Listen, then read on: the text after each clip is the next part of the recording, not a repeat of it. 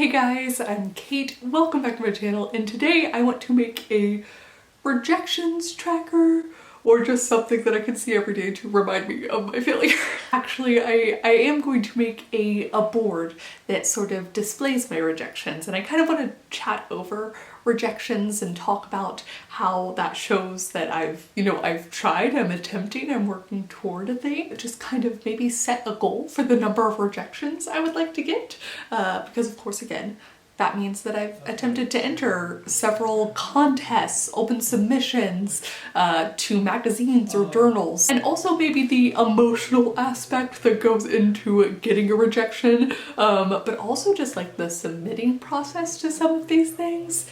Yes, so let's go ahead and gather our materials, shall we?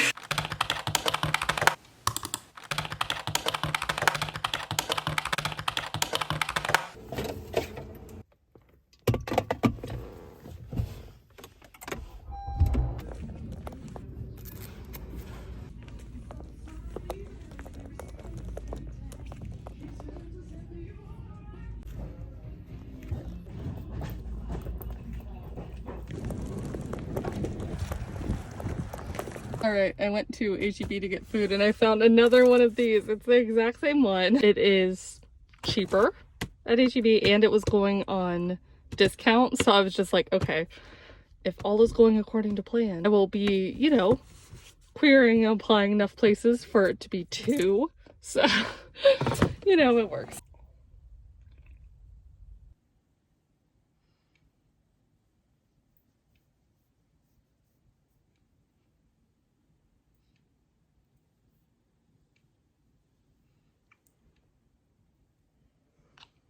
Alright, I was sitting here working on adding a new plugin to see if I like it for book progress, and I got the text that my order is ready, so please do not eat that, my precious baby Vin. Also, coffee's bad for you. Okay, let's go get it.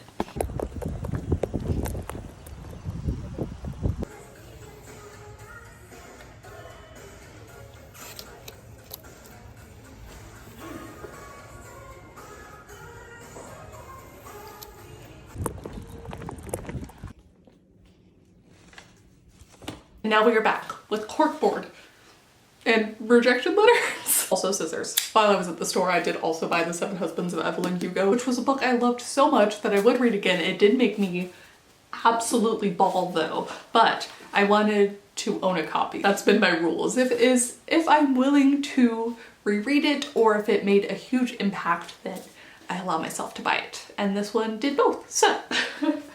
Set that aside though, because that will not be going on the rejections board. Thumbtacks are optional, and same with the stickers, because why not? Let us begin. A little corkboard ASMR. So once upon a time, I think it might have been 2020 pre-pandemic, I set up this idea that it would be a year of finishing for me. Finishing projects that I'd started, and what's actually happened is that while I wouldn't say that that year was the year of finishing, this year, 2022, has really kind of morphed into that for me. And I think the natural next step in finishing something is then sort of the submission, the supplying process, right? But rather than make this the year of finishing, what I'd actually like to do is make this the year of submitting, the year of trying, the year of failing, the year of collecting rejections. You can look up quotes from famous authors about how many rejections they collected, and I know that there's been some different author groups who have made, challenges and goals to each other to be like, collectively we're gonna collect this many rejections, we're gonna do this thing. And I know N.K. Jemisin in her masterclass, she talked about her writing group going out and celebrating each rejection, because ultimately rejections are just proof, full-on proof that you tried. You tried, but unfortunately it was not a good fit for wherever or whoever you applied to. Be slightly artsy and curve this.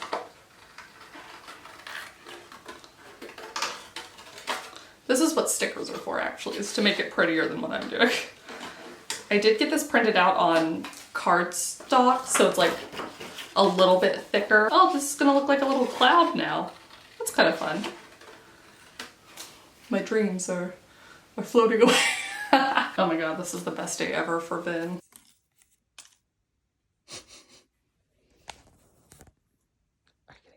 So submitting to different magazines and publications, short story collections, screenplay competitions is something that's been on my mind because I've had a lot of friends who have been going through that process. And while I've primarily written novels, obviously with that, you kind of are in like it's a long con, it's a long waiting game because obviously the completion of the novel to a point that you can get even beta readers can often take, you know, years to get it up to a certain standard and things like that.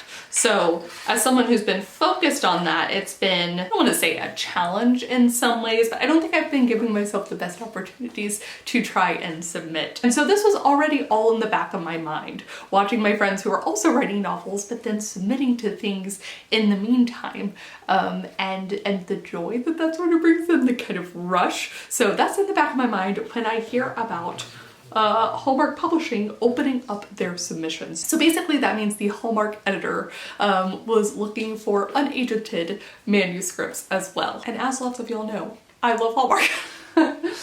Unapologetically, cannot get enough, frankly. I've made videos about this.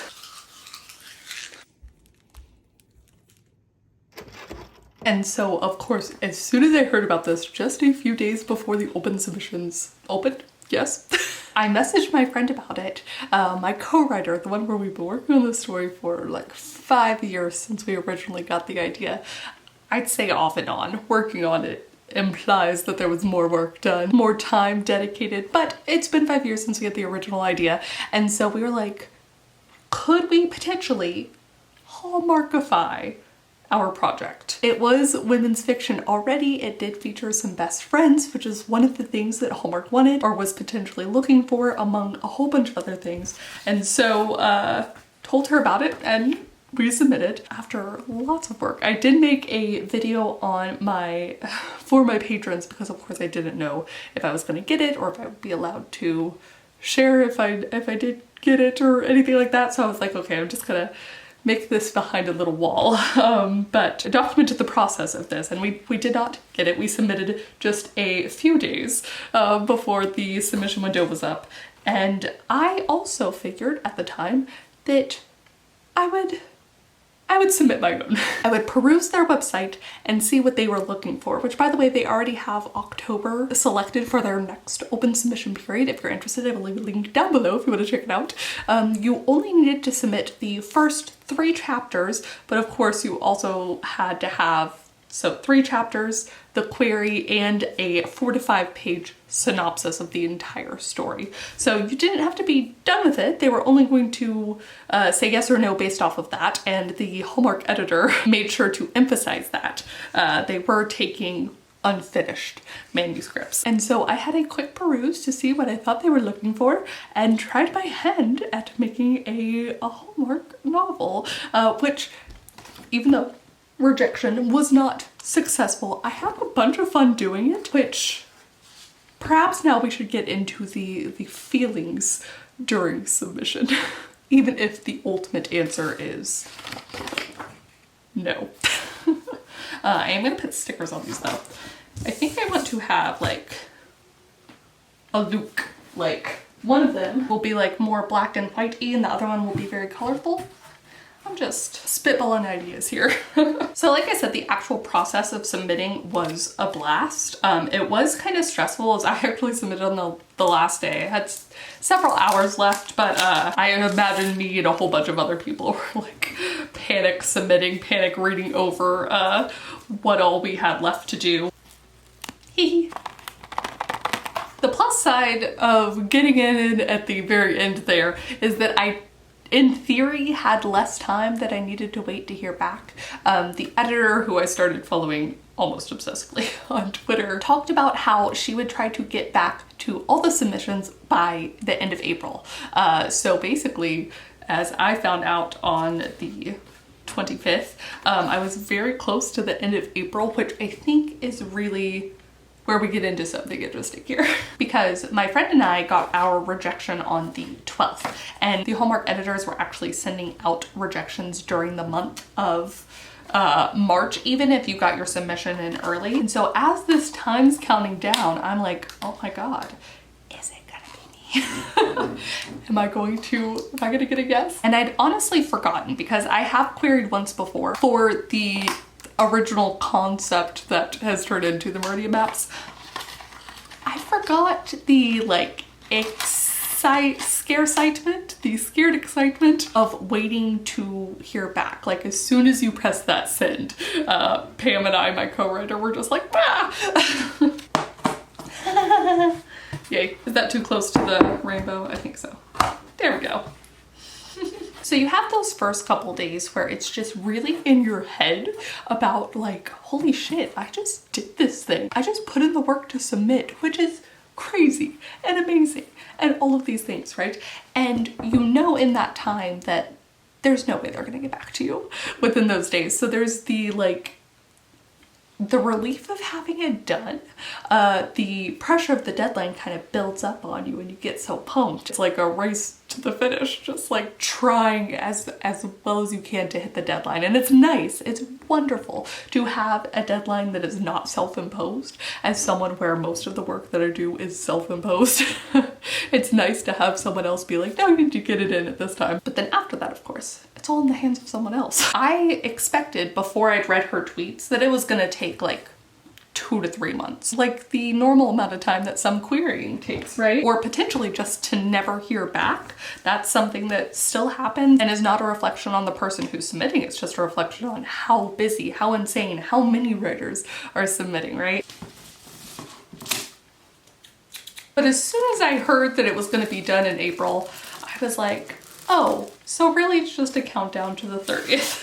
And I cannot tell you how many times I checked my email. Again, I genuinely forgotten about this feeling of just being like, is today the day?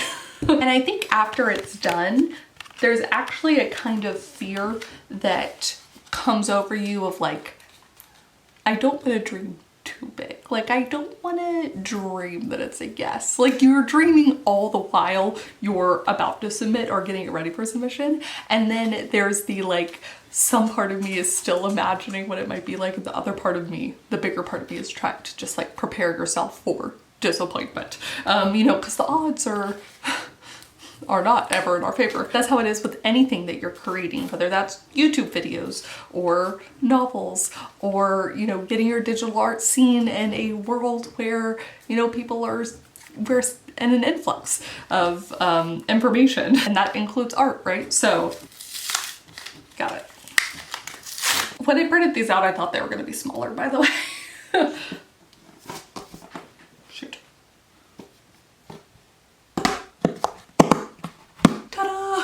So if the odds really aren't in our favor, you know, you accept early on that it's like, man, it's gonna be a no. It's gonna be a no. But you tried, and that's the fun part in a lot of ways, because there's the chance that it's not a no. So for me, as the time stretched on, and you know, as we got farther and farther along, and in my mind I'm like, well, I only submitted a couple days after my friend and I submitted, and yes, there was probably an influx, I will admit. There was probably an influx at the end, but it's taken a little bit longer. Maybe that means they're thinking it over, maybe that means it's gonna be yes.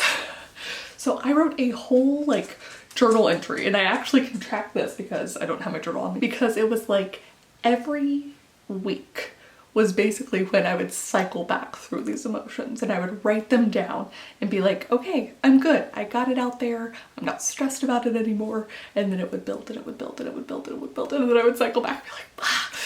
And so it's very funny for me that the day that I got the rejection, I had written out being like, you know, what would all the pros be? What would be the things that I would look forward to most if I got this? And so not like an hour later I got the rejection, but it was really nice for me in some ways to get to kind of highlight my reasons for doing the thing.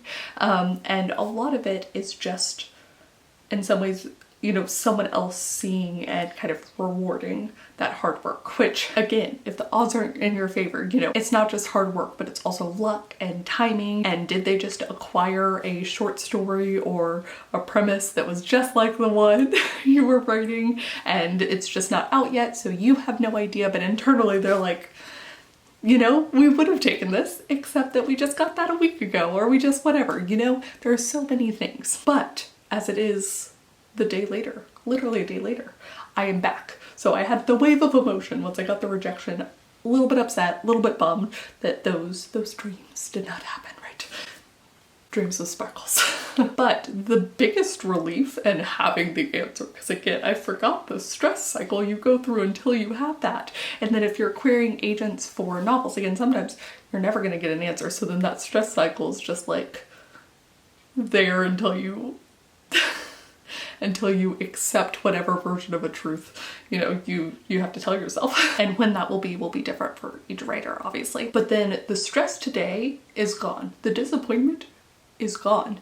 And I'm like back on the submitting train. I'm like, I cannot wait to find something to submit to again. So I'm gonna leave links down below to a couple of like horror, fantasy, sci-fi magazines that I'm excited and looking forward to submitting to. In case you're like, I don't know where to start. I'm doing a lot of research on this right now, as it's not something that I've done before, right? So this is the one downside, is having to do some more research. And by that I mean it's only a downside because I can get lost in that spiral.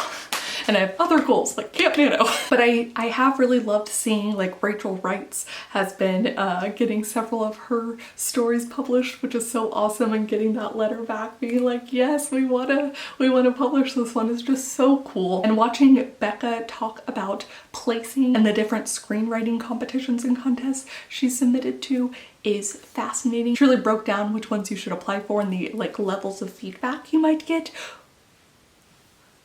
So I want to do it. And if you are usually on the novel train, I think it's just nice to get that practice. It was nice for me to have to write out an entire synopsis because I hadn't done that since I'd queried. I know some mentorship programs also request these same sort of materials, so that could be another thing to submit to. There's just something about thinking about your novel or your story and these different variations in a query letter. What's going to be the most enticing? How can I convey this huge thing in a very small, succinct way? How can I take my novel that's full of emotion and passion and all these things and make it almost analytical in terms of revealing what happens in a synopsis? So anyways, I've been on a journey the past 2 months and I'm excited to kind of make this my year of submitting. And though I will print out smaller ones in the, oh no. Oh, I only put one plant, that's right.